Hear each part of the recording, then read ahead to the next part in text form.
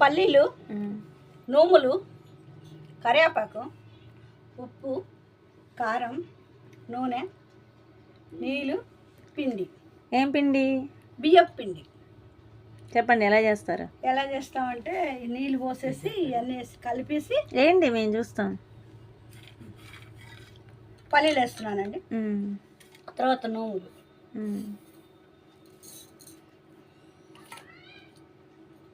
కరివేపాకు,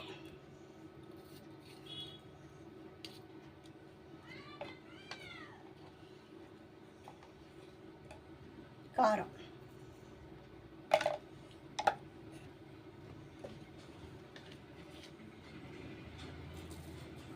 సరిపడా ఉప్పు,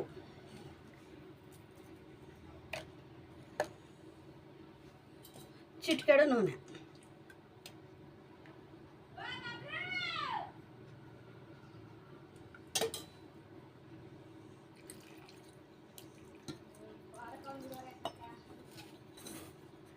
ఇది మనం ఇదివరకు వెనకట చేసుకునే సర్వపిండి, గిన్నె పెట్టుకునేది సర్వపిండి అంటారు దీన్ని.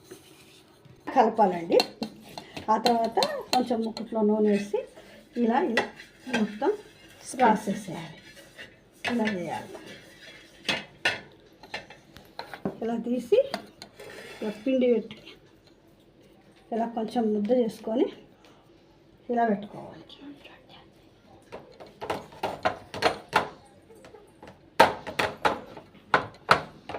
ఇలా చేసుకోవాలి. ఇలా పెట్టేసి గ్యాస్ మీద పెట్టేయడం. ఇలా పెట్టేసి చిన్న చిన్న గుంటలు చేయాలండి. ఇలా చేయాలి.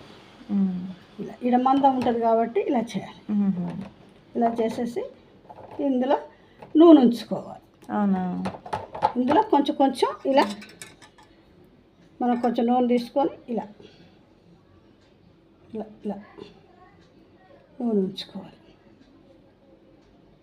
వేడి వేడిగా మనకు ఇది తపాల చెక్క అంటారు మా భాషలో. మీ భాషలో ఏమంటారో తెలియదు.